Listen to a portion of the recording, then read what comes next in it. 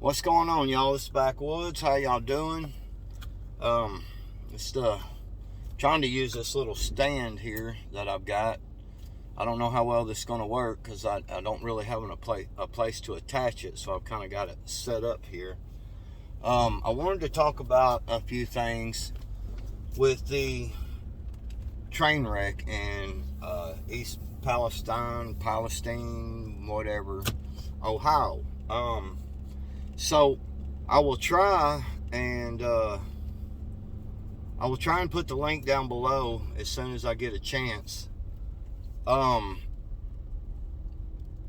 Anyway, so I was sorry y'all, there's something going on here at the neighbor's house. I was just checking it out.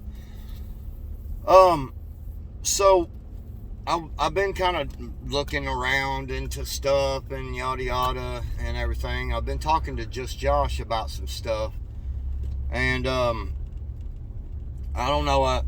We might do a live stream about it. I don't know. I gotta, Josh is a busy man and everything. So if we get a chance, we might do a live stream about it. But see, so the East Palestine thing. So I found this lady on YouTube. Like I said, I'll try to put the link down below. She is done some extensive research, and on this video, it talks about how. See, it ain't gonna work. In this video. She talks about how they're doing some construction here. They're clearing all of our power lines like way back, man, and I'm glad. Less chance of power outage with all the spring storms coming up. So she did some extensive research on this East Palestine, right? Well, apparently there is some cobalt and some lithium that have been found in West Pennsylvania, right next to East Palestine, Ohio. That apparently the diggings of this stuff would have to intrude into Ohio. Okay, there's one for you. No conspiracy here. Then the next thing is that Penn State is the one heading up the research for the cobalt and all that. Didn't we find documents, U.S. secret documents, at the Penn Biden Center? No conspiracy there. And it seemed like China had a lot to do with donating money and such to the Penn Biden Center. So, I'll try to get the link down below so you can watch that video. It's like 45 minutes long, but it's a heck of a lot of information. We also know that apparently a month or two before the train wreck, there was one of the alert ID medical systems set up in East Palestine. Where you can, you know what I'm saying? You get the wrist thing. You get the wrist thing, and you can put it on your phone and stuff like that. It's for like medical emergencies, medical ID alert or something like that. Strange that it was set up just right before all this. And then, we can go back to the White Noise movie from Netflix, which, by the way, BlackRock is a big shareholder in Netflix. BlackRock is also a big shareholder in Norfolk Southern, the train that wrecked. Well, that's God dang, man, I know y'all are sitting there like, backwoods, this is all a coincidence, man. You're just reaching for the stars. Just saying. And so anyway, like I said, I've been in contact with Just Josh, where we may get a chance to do a live stream, and I'll bring some more research to the table and kind of bring some stuff up. And we'll talk about some more of this stuff, because there's other things that went on. Apparently a plane crash in Little Rock, Arkansas, had to do with 5 members of a group that represents Black Rock,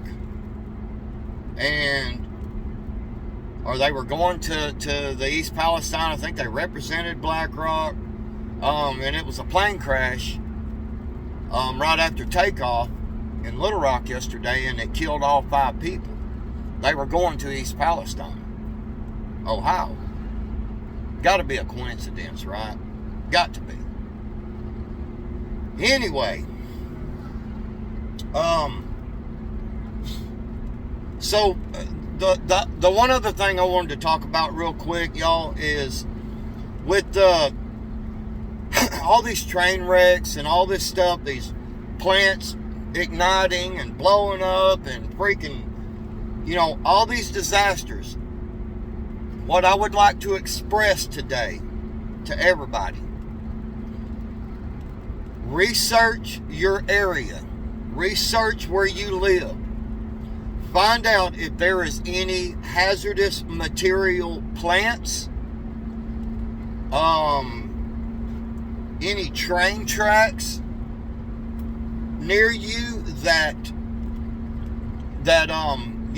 carry hazardous materials, and research what type of hazardous materials, okay?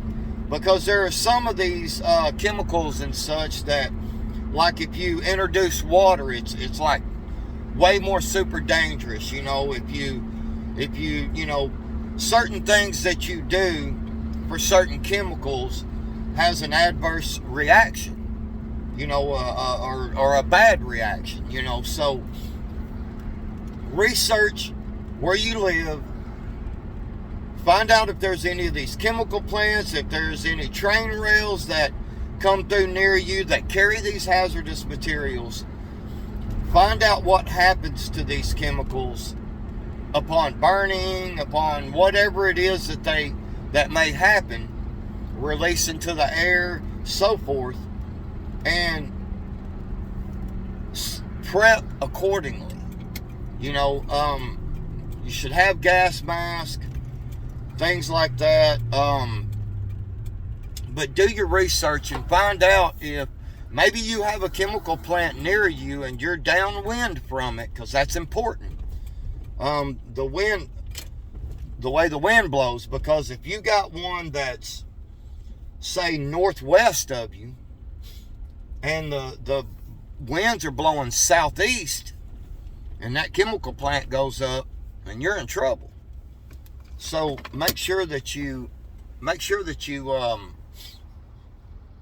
find out and prep accordingly, and find out that if that plant goes up, best you just get the hell out of Dodge right now. Don't get stuck like these people in East Palestine did. Man, that's, I get it, I don't think I could afford a hotel room right now, but I bet I could figure out something if it come to the safety of my family, myself, my family, and everything. I guarantee you I could figure something out. You know what I'm saying?